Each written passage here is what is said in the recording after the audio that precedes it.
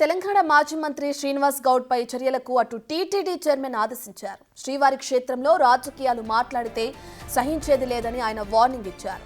శ్రీనివాస్ గౌడ్ శ్రీవారి ఆలయంలో రాజకీయ ప్రస్తావన తీసుకురావడంపై టీటీడీ మండిపడింది. తిరుమలలో రాజకీయ ప్రసంగాలను నిషేధిస్తూ ధర్మకర్తల మండలి ఇటీవల నిర్ణయించింది. టీటీడీ నిర్ణయానికి వ్యతిరేకంగా శ్రీనివాస్ గౌడ్ నిన్న రాజకీయాలపై మాట్లాడారు. దీంతో ఆయనపై చర్యలకు టీటీడీ చైర్మన్ ఆదేశించారు.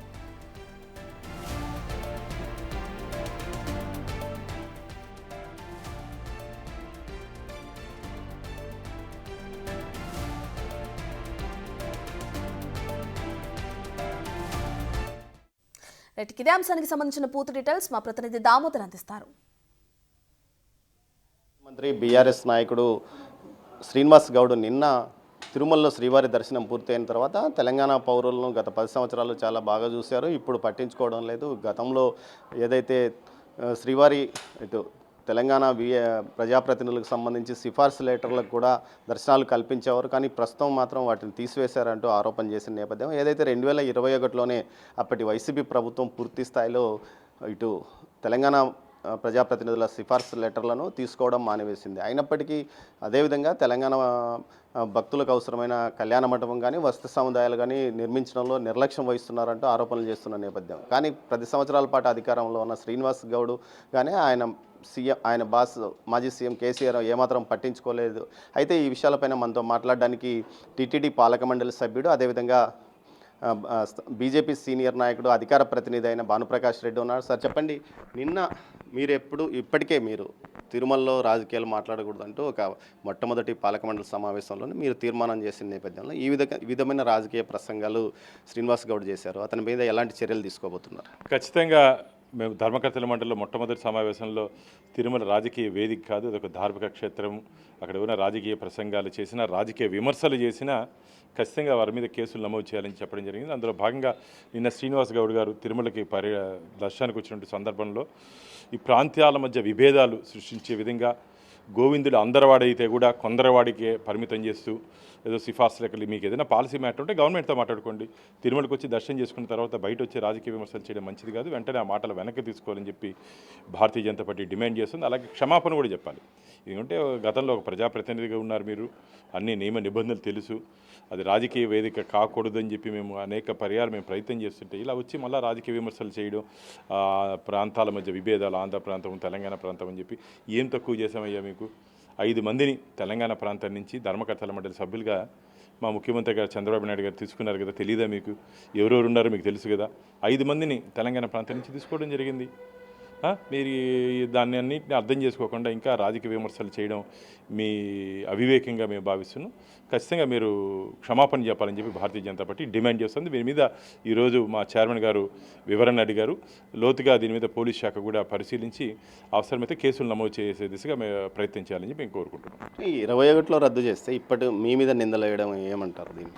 అదే రాజకీయ వీళ్ళు ఎంతసేపు ఈ బీఆర్ఎస్ వాళ్ళకి ఎంతసేపు విమర్శించే పనే.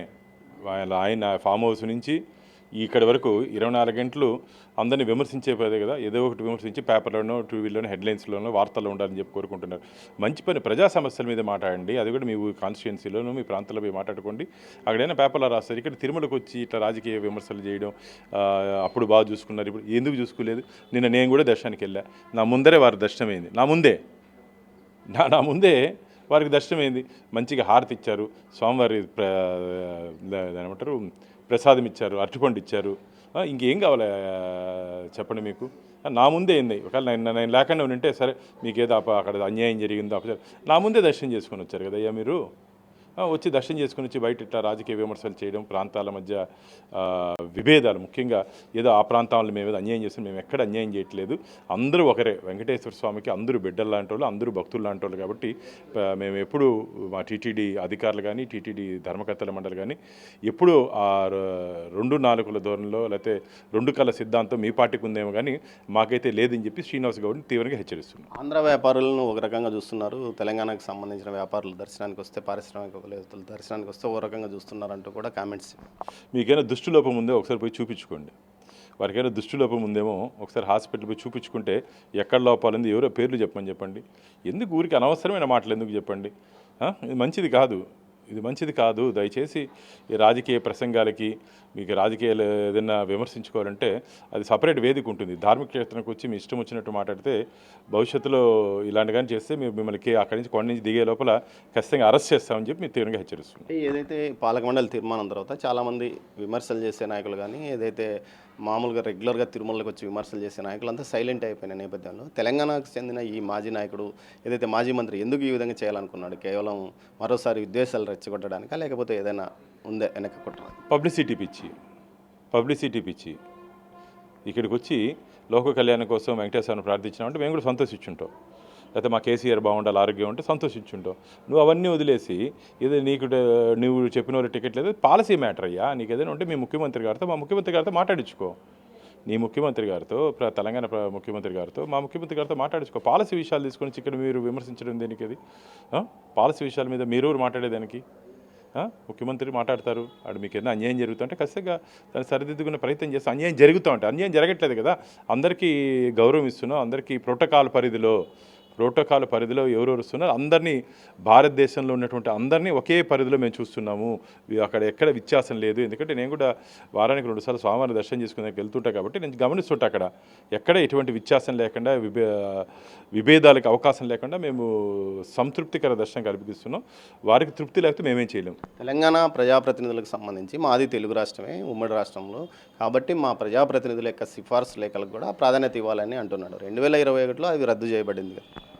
అది మీకు పాలసీ విషయాలు ఉంటే మీరు ఒకసారి ముఖ్యమంత్రి ద్వారా మాట్లాడించుకోండి, సంతోషం.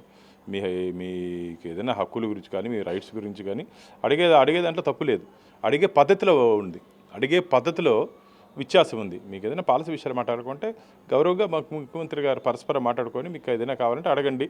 మాకు అవకాశం ఉంటే ఏ విధంగా వారికి చేయాలో ఆ విధంగా మేము చేస్తాం ఖచ్చితంగా బోర్డులో మాట్లాడి. కానీ ఇక్కడికి వచ్చి రాజకీయ ప్రసంగాలు చేయకూడదని నాకు తెలిసి ఇప్పటికే కేసు కూడా నమోదు చేసే దిశగా నేను కూడా ఒకసారి మాట్లాడతాను పోలీసు వాళ్ళతో.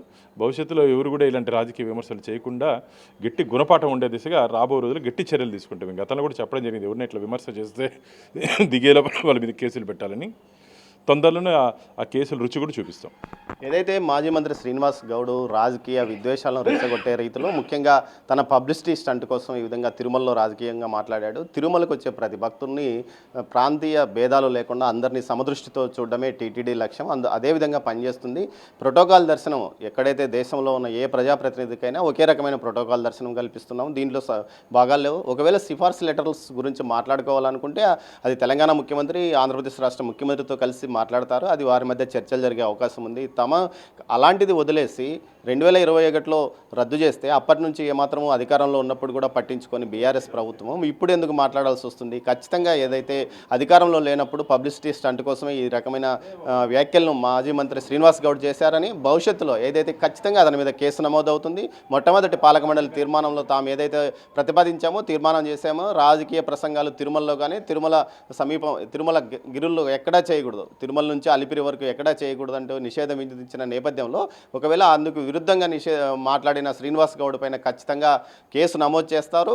అందుకు భాగంగా తాము కూడా ఇప్పటికే చైర్మన్ ఒక ప్రకటన తెలియపరిచాడు. దీంతోపాటు తాను కూడా మాట్లాడతానని ఏదైతే బీజేపీ రాష్ట్ర అధికార ప్రతినిధి టీటీడీ పాలక మండలి సభ్యుడు భానుప్రకాష్ రెడ్డి అంటున్నారు. కెమెరా పర్సన్ పురుషోత్తంతో దామోదర్.